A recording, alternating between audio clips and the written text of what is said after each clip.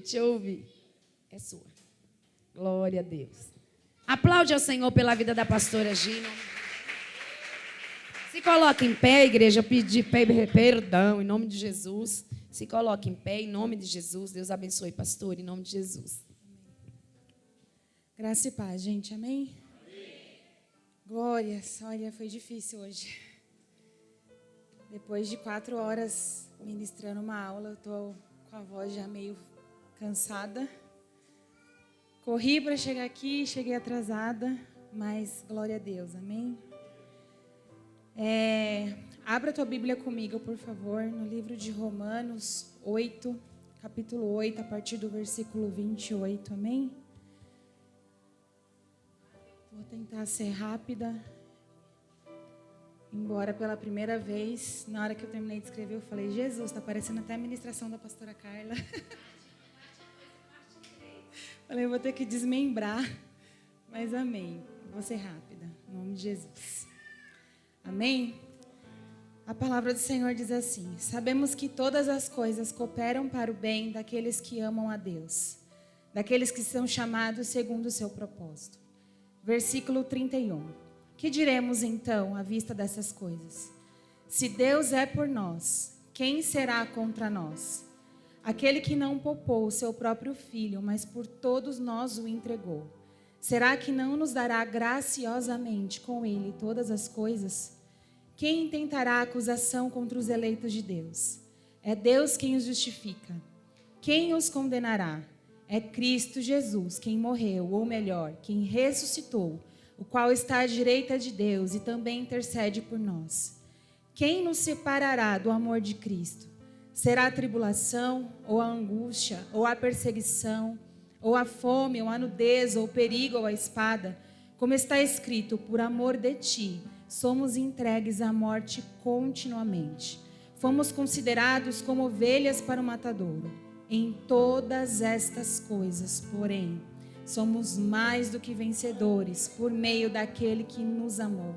Porque eu estou bem certo de que nem a morte, nem a vida, nem os anjos, nem os principados, nem as coisas do presente, nem o porvir, nem os poderes, nem a altura, nem a profundidade, nem qualquer outra criatura poderá nos separar do amor de Deus que está em Cristo Jesus, nosso Senhor. Amém? Pode se assentar, aplaudindo ao Senhor. Irmãos, eu confesso que eu relutei bastante em ministrar isso, desde dezembro que eu estou pensando sobre isso. E eu falei, Senhor, eu acho que não é isso. E o bispo chegou a pedir para eu ministrar um dia, não conseguia, ele pediu novamente. Eu falei, Senhor, não sei se é isso, preparei a palavra. Mas algo queimava no meu coração e eu estava comentando com o Paulo esses dias. Eu falei, amor, como a gente tem ouvido a palavra permanecer nos últimos cultos? Essa palavra permanecer, ela tem sido dita por muitas e muitas vezes em todos os últimos cultos que a gente tem vindo. E é uma palavra que tem bradado, que tem queimado no meu coração, permanecer. E hoje eu estava olhando o significado dessa palavra e no dicionário diz que significa continuar sendo, prosseguir existindo, conservar-se, ficar, insistir, persistir. Um outro texto sobre essa palavra, ele diz um outro dicionário, diz que significa seguir existindo, manter-se, conservar, continuar. E dá um exemplo, algumas plantas murcharam, mas outras permaneceram. Ventava, mas as árvores permaneciam intactas. Persistir com veemência, insistir, permaneceu acreditando. Continuar durante um tempo no mesmo lugar. Amém? E o que eu vou relatar aqui, Deus colocou no meu coração para contar um testemunho. E o intuito disso não é te emocionar, não é te fazer sentir pena, sentir dó daquilo que eu vivi. E como eu falei, eu relutei muito para falar disso, porque Deus conhece toda a minha trajetória nesse sentido. Mas eu creio que Deus ele tem um propósito, eu não sei qual, mas Ele conhece. E Deus tem um propósito, Ele usa como Ele quer, Ele fala como quer, Ele trabalha como Ele quer em nós. E o intuito não é te fazer se emocionar ou chorar ou se entristecer, mas é te mostrar que mesmo depois de uma grande adversidade, Deus, Ele pode nos restaurar e Ele pode nos fazer permanecer firmes, persistente, permanecendo na palavra, e nos coloca de pé. Depois de uma grande luta, depois de uma grande dor, depois de uma grande perda, depois de uma grande tempestade, ainda há esperança. Amém? Deus tem propósito em todas as coisas, como nós lemos na palavra. Ele tem um propósito em toda e qualquer situação, até mesmo na nossa luta e na nossa dor. E por vezes Ele nos faz passar por dores tão difíceis, por desertos tão árduos, que às vezes a gente olha ao nosso redor e a gente acha que a gente vai sucumbir em meio à dor. A gente acha que a gente não vai suportar. Mas em João 16:33, a palavra diz assim: eu vos preveni sobre esses acontecimentos, para que em mim tenhais paz. Nesse mundo sofrereis tribulações, mas tende fé e coragem. Eu venci o mundo. Amém? Em 2005, mais ou menos, eu conheci o pastor Paulo e a gente começou a se relacionar. Eu era espírita kardecista, ele era cristão, não tão praticante assim. Estava um pezinho cá, outro lá. E a gente começou a se relacionar e chegou um momento em que o Espírito Santo de Deus começou a incomodar ele para que ele se ajustasse, para que ele se consertasse no altar do Senhor. E ele começou a ficar diferente e me chamou para ir para a célula. E eu falei, eu não vou para esse lugar não. Porque eu era dona do meu nariz, eu falava, para que ele quer me levar nesse lugar? Se ele gosta de mim, ele gosta de mim do jeito que eu sou, não preciso mudar. Só que eu falei assim, eu vou, só para ele não falar que eu não tentei, chegar lá, eu vou, participo desse negócio aí, quando a gente sair, ele vai me deixar em casa e eu termino o namoro com ele, não tem problema nenhum. Só para ele não falar que terminou porque eu não quis ir, porque eu não queria levar a culpa de nada. E eu fui. E chegando lá, eu lembro que eu chorei do início ao fim. Do início da primeira oração daquela célula até o final, eu só chorava. E eu chorava e eu não sabia por que eu estava chorando, eu só chorava. E eu olhava para os lados e eu falava, depois eu contava para o Paulo, eu falava assim, eu não entendia, eu ficava pensando, por que esses crentes não choram, derramam uma lágrima e eu estou chorando, eu não estou sabendo nem por que eu estou chorando. E eu olhava e falava, os crentes não choram e eu estou chorando por quê? E aí o Paulo diz que ele relata que eu entrei de um jeito naquela célula, toda emburrada, brava, cara fechada, e eu saí com um semblante totalmente diferente. E era o Espírito Santo já trabalhando ali na minha vida. E aí a gente continuou o relacionamento, a gente noivou e a gente foi casar. Eu não trabalhava, Paulo trabalhava, mas ganhava um salário pouquinho, que dava para ele ajudar na casa dele com a mãe. E a gente não tinha condições nenhuma de casar, irmãos. Nenhuma mesmo. Se eu precisava comprar a fita do meu convite, eu não tinha dinheiro. Mas Deus preparou todas as coisas, em cada detalhe. A partir do momento que eu comecei a me firmar na igreja e eu comecei a buscar o Senhor, Deus colocou no nosso coração para a gente se santificar. E a gente ficou 1 ano nos santificando até o casamento. Nós nos santificamos, se vocês entenderam? Nós nos santificamos até o momento do casamento. Nós nos separamos no Senhor. E ali Deus preparou todas as coisas, todos os detalhes. A única coisa, para não falar que a gente não pagou, foi a mesa da cozinha. Deus preparou o convite, Deus preparou o vestido, Deus preparou a roupa do Paulo, Deus preparou alimento, Deus preparou o sítio, Deus preparou o depósito para aluguel da casa, Deus preparou a cama, o guarda-roupa, a geladeira, o fogão. Deus preparou até dinheiro para a lua de mel, irmãos, que a gente não tinha dinheiro nem para isso. Deus preparou todas as coisas. Ele cuida de cada detalhe.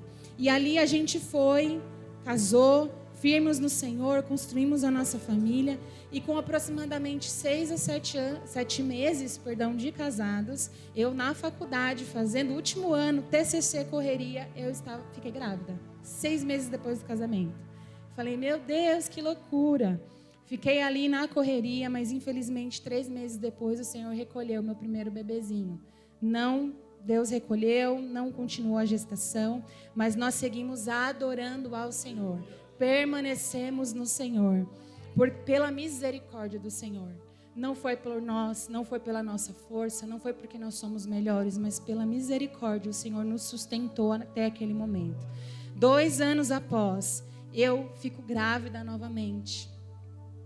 Nós vamos fazer um ultrassom e quando a gente vê o ultrassom eram gêmeos. E naquele momento, eu lembro que eu e o Paulo, a gente teve a mesma sensação de que Deus estava restituindo o primeiro bebê que a gente tinha perdido. E foi uma sensação, gente, muito alegre, muito feliz. Era uma coisa assim, não tinha explicação. Era Deus ali nos dando a oportunidade de ter os gêmeos. Eu lembro que eu tinha esse sonho desde os 15 anos. Eu falava, eu vou ter gêmeos. E Deus nos proporcionando isso. Passamos dificuldades. Naquele momento, Paulo ficou desempregado. A gente teve que entregar a casa de aluguel. Fomos morar de favor. Era uma casa, gente, que mais chovia dentro do que fora. Quando chovia, a minha cozinha alagava. Era terrível. Quando a gente deixava a porta aberta, a gente tinha visitas. E não eram visitas boas. Entrava morcego, entrava rato e entrava também sapo. Era uma bênção. Era terrível, irmãos. Eu conto hoje, eu dou risada, porque eu falo, Jesus, eu sou tão grata pela casa que eu moro hoje. E eu creio que Deus, Ele permite situações para Ele nos moldar mesmo. Né? Então hoje eu conto dando risada. A gente lembra, às vezes, que eu de barrigão dos gêmeos naquela casa que a gente morava de favor, gente, uma luta. Entrava o sapo, aí ficava eu de barrigão dos gêmeos em cima da cama, o Paulo de um lado empurrando o sapo com um cabo de vassoura e eu com um pano molhado em cima para jogar em cima do sapo, para tirar o sapo para fora. Era só Jesus. Eu lembro que uma vez eu saí da cama de manhã, despertou o celular, eu fui sair e pisei em cima do sapo. Meu Deus, só Jesus na casa. E Deus ali conosco, trabalhando no nosso interior. Gente, não era fácil. Não era fácil, porque eu não queria estar ali. O meu marido não queria estar ali. Eu estava grávida de gêmeos, eu estava gestando e eu não tinha perspectiva de onde eu ia colocar aquelas crianças. Foi muito difícil. E com 6 meses de gestação, aquele barrigão, um dia eu senti muitas dores, não. Tive um sangramento e corri para o hospital. Chegando lá, os médicos me avaliaram. Fizeram ultrassom, falaram, não tem nada, pode voltar para casa. Não tem nada, pode ir tranquila, volta para sua casa. E nós voltamos. O médico falou, se você sentir dor, você volta para cá que a gente vai avaliar de novo. Chegando lá em casa, um dia mais ou menos depois, começaram as dores, fui para o hospital. E quando eu cheguei no hospital, já não tinha mais o que fazer. Eu estava em trabalho de parto, fizeram exames e precisavam me internar. Eu fui internada naquele dia às 10 horas da noite e o médico foi me avaliar às 4 horas da tarde do dia seguinte. Eu com dor, não podia comer, não podia tomar medicação porque eu precisava passar pela avaliação do médico. E ali eu ficava tentando não ficar nervosa para não acelerar o parto. Quando o médico chegou às 4 horas da tarde, ele entrou naquela sala, ele me avaliou, meus pais estavam em volta, meu marido também. E o Paulo correndo atrás, solicitando médico, pedindo transferência, pedindo alguma coisa. O médico ele entra visivelmente incomodado por estar ali. Possivelmente não era o plantão dele. Ele entra e ele fala assim, ele me avalia e ele fala, olha, não vai ter o que fazer, tá? Desse jeito, na minha frente. Ele fala, não vai ter o que fazer, porque assim, 6 meses, gêmeos, não deve ter nem 300 gramas cada bebê. Vai nascer e vai morrer, você sabe, né? Desse jeito, frio. E ainda mais aqui nesse hospital, que não tem nem UTI neonatal, né? Então, não tem o que fazer mesmo. E aí ele saiu e o Paulo foi atrás dele, reclamou com ele, brigou e solicitou uma providência. Tinha que fazer alguma coisa, então me transfere a minha esposa para outro lugar. Como você fala isso para minha esposa? E naquele momento eu lembro que eu só respirei fundo, minha mãe grudou na minha barriga, começou a chorar, começou a orar. E eu falava, eu não posso ficar nervosa, porque eu sei que se eu ficar nervosa, eu acelero esse parto. Depois que aconteceu tudo isso, o médico volta para a sala e fala, eu vou pedir a transferência da senhora. Isso eram 4 horas da tarde, eu consegui ser transferida às 4 da manhã. E quando eu fui transferida, o médico que ia acompanhar a gente na ambulância, ele falou para o meu esposo, olha, a gente precisa ter muito cuidado, porque se ela entrar em trabalho de parto, morre ela e morre as crianças. E a gente naquela aflição, para a honra e glória do Senhor, consegui chegar naquele hospital. E eu lembro que eu entrei na sala de pré-parto, fiquei sozinha, muito cansada, muito exausta de tudo, sem força, sem comer, nervosa. Irmãos, eu não sei como. Eu sei que eu caí num sono profundo. Porque as pessoas depois me falaram, as enfermeiras falavam: você dormiu muito, acho que você estava muito cansada, porque sua mãe chegou aqui para te visitar e ela falava com você, ela te beijava, ela te abraçava. O seu esposo entrou e saiu várias vezes, te chamou e você não acordava. Mas eu creio que era Deus vindo com paz, me dando um sono, um descanso naquele momento. Em Filipenses 4:7 diz assim: a paz de Deus, que excede a todo entendimento, guardará os vossos corações e os vossos pensamentos em Cristo Jesus. Deus, Ele estava comigo em todos os momentos. Em todos os momentos. Mesmo após o tratamento, as medicações, não teve o que fazer mais, a bolsa estourou, entrei em trabalho de parto. A bebezinha nasceu de parto normal, o bebezinho virou, fiz cesárea. Muito pequenos, correram com eles para a UTI, não consegui ver os meus filhos. Sentindo uma tristeza imensa, não tinha alegria de ter tido os meus filhos, porque não era a hora. Muita dor, dor na alma, dor no corpo, tristeza, sentimento de incapacidade, de impotência, de não ter conseguido manter os meus filhos dentro da minha barriga. Na hora que eu vou ser transferida da sala de pós-parto para o meu quarto, as enfermeiras vão tentar me transferir de uma maca para outra e eu sentindo muita dor, começo a chorar, a reclamar, muita tristeza. E a enfermeira: vamos logo, você está reclamando porque é normal, toda mãe passa por isso, vamos, transfere logo de maca. Muito difíceis, irmãos. Mas em todos os momentos, Deus, Ele trabalha em nosso coração. Ele tem propósito, como eu falei, em todas as coisas. Após aquele momento, eu entro na UTI no dia seguinte para visitar os meus filhinhos tão pequenos. Acabo passando mal porque eles eram muito pequenos. Eu não esperava um tamanho tão pequenininho assim. Seguimos orando, a igreja intercedendo, pessoas clamando ao Senhor por um milagre, por uma cura. Eu, como alguém da área da saúde, via sinais de que as coisas não estavam bem. Os médicos vinham me relatar o que estava acontecendo e após 3 paradas cardíacas, o meu menino entra em óbito. Deus recolhe o meu menino. Nós somos chamados ali ao hospital. A assistente social, ela me chama para uma sala separada. Ela me conta, na verdade eu já sabia, eu creio que o Espírito Santo estava me ministrando sobre isso. E ali naquele momento eu só fecho os meus olhos e eu só quero ficar quieta. E eu recebo medicação e o Paulo ali em todo o tempo, cuidando de todo o preparo para o enterro. Corre daqui, corre dali, prepara todas as coisas. Fizemos o enterro do nosso menino. Chegamos ao hospital para visitar a nossa menina. A gente precisava ser forte por ela, porque o menino tinha se ido, mas ainda tinha ela ali para a gente cuidar. E quando a gente chega lá, uma boa notícia, um sopro de esperança. A gente recebe uma notícia de que ela está recebendo leite, que ela está respondendo bem às medicações e que há uma esperança de que ela vai ficar bem. Voltamos felizes para casa e na madrugada a gente recebe outra ligação. Volta para o hospital. Chegando lá, outra notícia, Samara não resistiu também. Segundo dia, segundo enterro, dessa vez no nosso aniversário de casamento, nós enterramos nossa menina.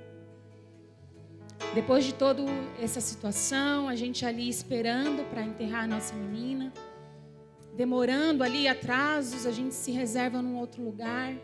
Quando a gente começa a subir para um lugar, para o enterro, quem conhece o cemitério do Jaraguá, ele é um cemitério como se fosse um jardim mesmo. A gente faz o velório embaixo e tem que subir. Eu pós-operada, o Paulo falou: amor, sobe com o nosso pastor de carro e eu vou atrás com alguém da nossa família.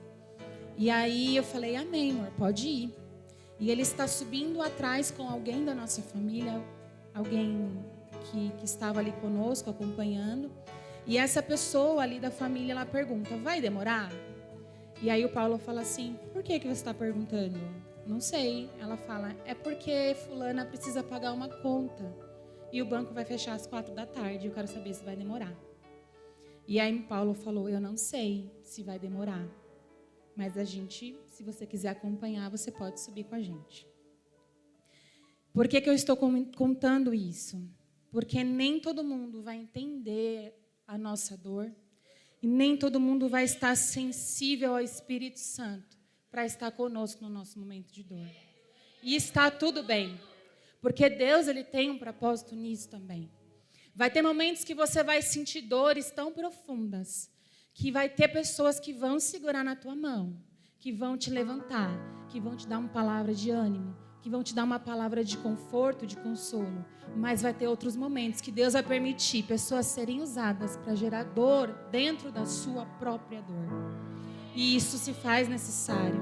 Mas mesmo assim, permaneça no Senhor. Porque em tudo Deus tem propósito. Em toda a tua dor.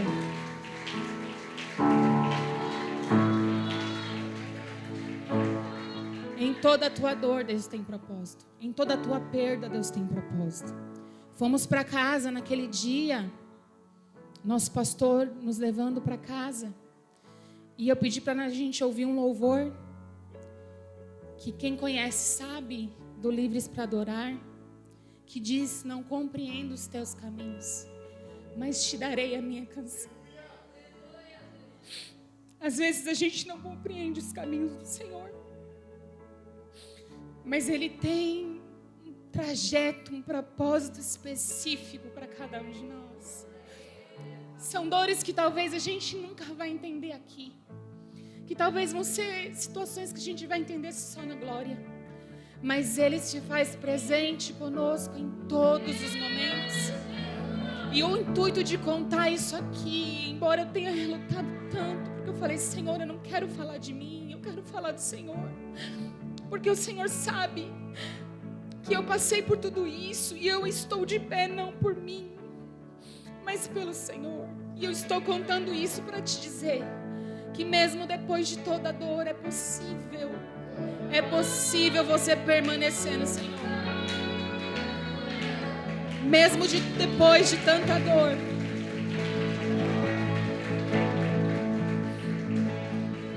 Mesmo depois de tanta dor, é possível continuar adorando ao Senhor. Continuar firme no propósito com o Senhor. Porque Ele é Deus, Ele é soberano. Ele não muda, Ele não erra, Ele não falha. Ele não se equivoca, Ele não se atrasa. Ele sabe como trabalhar na minha e na tua vida. Então não importa a circunstância que eu ou você venhamos a passar, Ele continua sendo bom. Ele continua sendo Deus. Ele continua sendo exaltado. A glória dele não diminui. O poder dele não diminui. A soberania dele não diminui. Ele continua sendo Deus. Digno de todo louvor. Digno de toda glória e de toda adoração. Ele é Deus. Abacuque 3,18 diz assim: todavia eu me alegrarei no Senhor e exultarei no Deus da minha salvação. Adore ao Senhor no dia de choro. Ele é Deus, Ele é soberano e Ele trabalha em você na tua dor. Nós seguimos servindo ao Senhor, sendo ministros ali de louvor, líderes de jovens, tesouraria, encontro com Deus e tantas outras coisas. Continuamos, permanecemos no Senhor, pela misericórdia e pela graça dEle, porque Ele quem nos sustentou até aquele momento. Eu lidando com o meu luto, eu não podia demonstrar tristeza, eu liderava as meninas na célula, e eu precisava estar 100%. Só que tem dias, irmão, que a gente não está 100%. Tem dias que a gente não aguenta, e nós não somos super-homens, super-mulheres. A gente não suporta às vezes, e com 2 meses mais ou menos de luto, um dia eu não estava bem, e foram reclamar comigo que eu precisava estar bem. E eu falei assim, a pessoa me disse: você precisa dizer, vai tudo bem. Você precisa dizer, vai tudo bem. E eu falei, amém. Só que a pessoa na Bíblia que diz, vai tudo bem, teve o seu filho ressuscitado. E eu não tive meu filho ressuscitado. Então, um pouquinho mais difícil. Só um pouquinho. E a pessoa me disse assim, é porque você não se posicionou direito, né? Se você tivesse tido fé, o seu filho estava vivo. João 14:26 diz assim: mas aquele Consolador, o Espírito Santo, que o Pai enviará em meu nome, esse vos ensinará todas as coisas e vos fará lembrar de tudo quanto vos tenho dito. O Espírito Santo é o teu melhor amigo. Essa é a frase que eu creio que está marcada em alguma das meninas da minha célula. Porque era o que eu dizia para elas. Eu posso falhar com vocês, mas o Espírito Santo, ele não falha. Ele é o teu melhor amigo. Porque talvez você vai me contar algo que eu não vou compreender, mas o Espírito Santo de Deus, ele te compreende melhor do que você mesmo. O ser humano, ele é falho, nós somos falhos, mas ele não é. E ele está conosco. Parentes dizendo que eu fiz algo de errado durante a gestação para perder os bebês. Irmãos dizendo por vezes que talvez eu estivesse pagando algum pecado pela perda dos meus filhos. Tiago 1:2 diz assim: meus amados irmãos, considerai motivo de júbilo o fato de passardes por diversas provações, porquanto sabeis que a prova da vossa fé produz ainda mais perseverança, e a perseverança deve ter plena ação, a fim de que sejais aperfeiçoados e completos, sem que vos falte virtude alguma. Deus estava trabalhando em nós. Até que um dia, irmãos, eu me lembro desse dia. Um abraço de alguém que já tinha enterrado um filho. Irmãos, ela não disse palavras bonitas. Ela não disse nenhum texto elaborado. Ela só me abraçou e disse: vai ficar tudo bem. Permanece, porque o Senhor vai te dar força. Eu já passei por isso. Deus vai te dar graça. A cura começa naquele momento. Ele tem cura para você. Mas nós temos que estar abertos para receber essa cura. A dor, ela não vai te matar. Esse deserto, essa perda, essa luta não é para a tua destruição. Não é para o teu fim. Há um propósito em tudo isso. É possível permanecer e sobreviver em Jesus. Oséias 6:1 diz assim: vinde e tornemos ao Senhor, porque Ele despedaçou e nos sarará, feriu e nos atará a ferida. Depois de 2 dias nos dará vida, ao 3º dia nos ressuscitará e viveremos diante dEle. Então conheçamos e prossigamos em conhecer ao Senhor. A sua saída como a alva é certa, e a Ele nos virá como a chuva seródia que rega a terra. Um dia em casa sozinha, chorando, cansada, triste. Irmãos, o meu questionamento não era com Deus. Deus, por que o Senhor fez isso? Deus, o Senhor errou. Deus, como o Senhor pode fazer isso? Eu vou desistir. Não era, pela misericórdia do Senhor. O meu questionamento era: o que faltou em mim para Deus não ver graça e não permitir o milagre? Esse era o meu questionamento. Era dor, não era raiva, não era inconformidade com Deus, era o que faltou em mim, e era dor. E um dia eu em casa, eu começo a ouvir uma ministração da Ana Paula Valadão, um louvor. E no meio do louvor ela simplesmente para e ela diz o seguinte: a morte para o cristão, ela é motivo de júbilo, de alegria. Só que para nós que ficamos é difícil de entender, porque a gente quer estar com a pessoa que a gente ama. Só que isso, se a gente for ver, é um egoísmo da nossa parte, porque aquele que está em Jesus, ele já está no lugar que nós estamos buscando estar.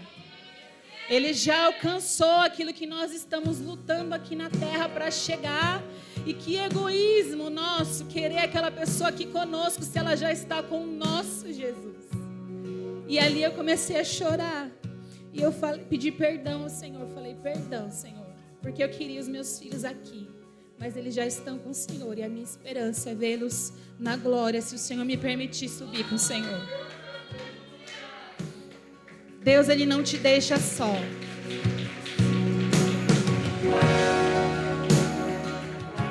Esteja sensível ao Espírito Santo.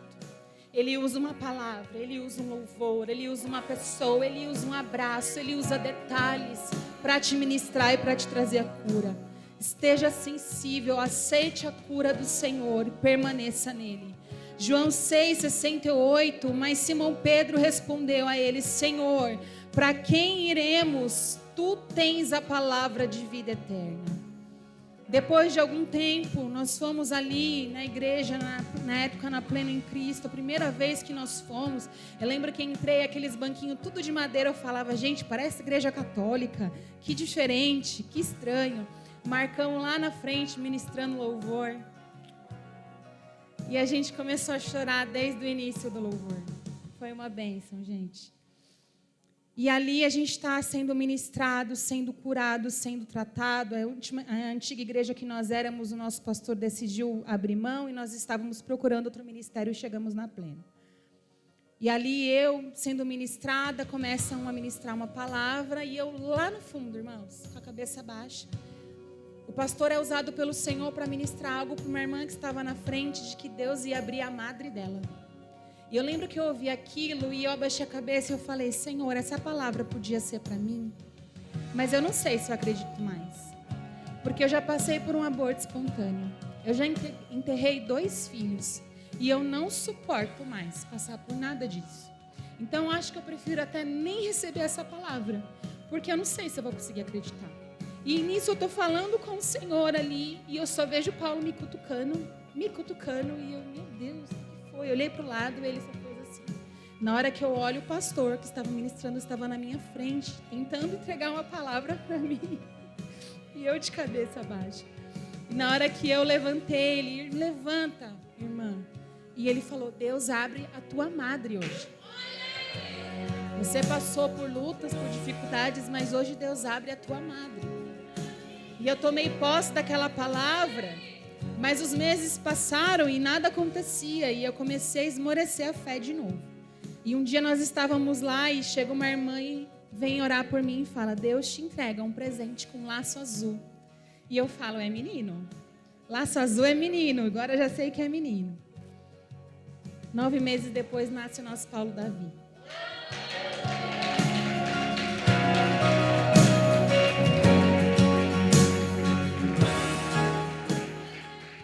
Passamos por dificuldades, moramos de favor em alguns lugares, também com Paulo Davi, muitas lutas, muitas situações, 2 separações.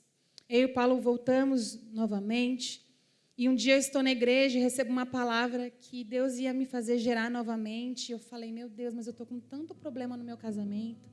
E a irmã falou, não rejeita, aceita a palavra. E foi uma gestação complicada na minha saúde. E eu me lembro que Deus usava pessoas para orar por mim. A Rô era uma delas. E, gente, ela não me conhecia. Ela não sabia quem eu era, ela não sabia da minha história, ela só orava por mim. E eu lembro que ela vinha no final do culto, ela falava, irmã, deixa eu orar por você, porque Deus colocou no meu coração que eu preciso orar por você e por esse bebê. Deus, Ele dá a restituição, Ele dá a cura. Ele dá a restituição e Ele vela pela promessa que Ele entrega. E por mais que o diabo quisesse me fazer perder novamente, o Senhor, Ele guardou no meu ventre a minha menina. Quem viu, quem conhece a Júlia sabe que ela nasceu com uma mancha bem extensa no bracinho. E ninguém falou isso para mim, mas eu creio no meu coração que aquilo é um sinal de Deus, de que o inimigo queria ceifar a vida dela, mas Deus guardou.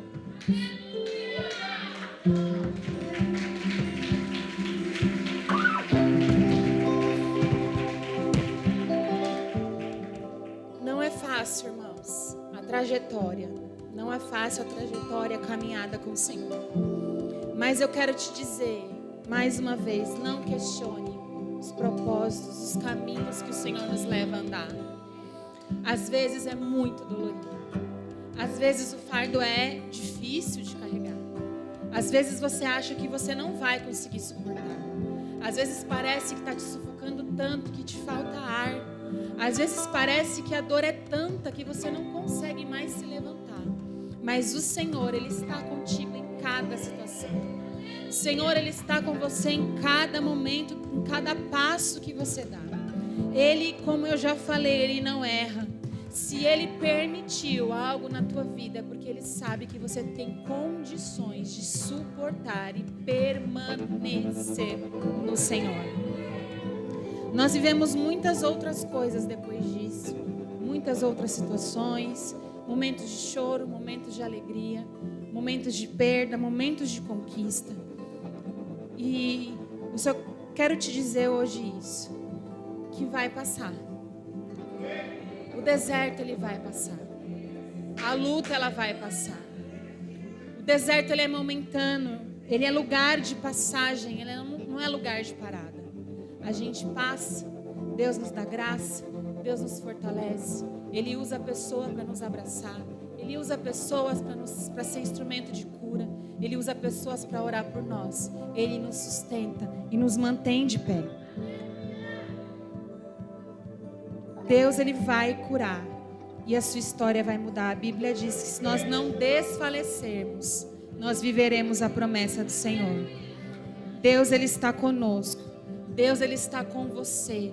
Suporta, permanece, aguenta, suporta só mais um pouquinho.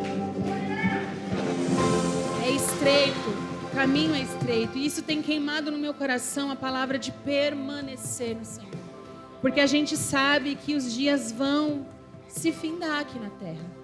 É chegado próximos dias da vinda do nosso Senhor Jesus. E a gente sabe que vai ser dias cada vez mais difíceis. Mas qual vai ser a minha e a tua escolha diante das adversidades?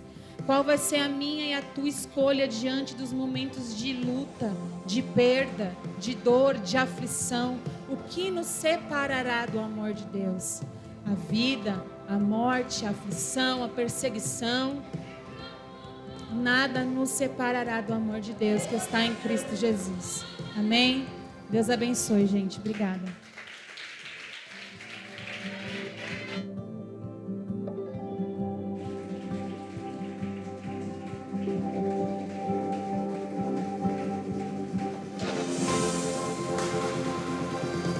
Glória a Deus. Amém, queridos?